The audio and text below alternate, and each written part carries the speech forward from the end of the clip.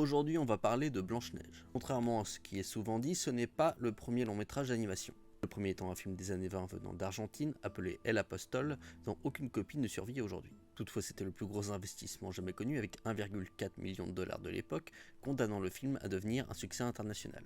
Ce qu'il a été, comme vous le savez, d'ailleurs il avait été pensé pour l'international au point où les noms des nains sur leur lit ont été écrits dans différentes langues pour être intégrés au film selon les versions. Le film a reçu un Oscar d'honneur pour son exceptionnelle contribution à l'histoire du cinéma.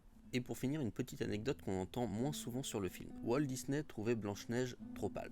Il a alors demandé au secrétaire de sa compagnie de la maquiller plan par plan. Et ça m'a toujours étonné qu'on ait demandé au secrétaire et non au dessinateur de le faire. Et la réponse est simple. Elles étaient dessinatrices. Toutefois, pour éviter de les payer correctement ou même de les reconnaître, Walt Disney les avait fait engager comme secrétaires. Comme quoi les méchants ne vous tentent pas forcément une pomme empoisonnée, mais seulement un stylo pour signer un contrat. Je vous dis à demain pour un nouveau film d'animation, à bientôt.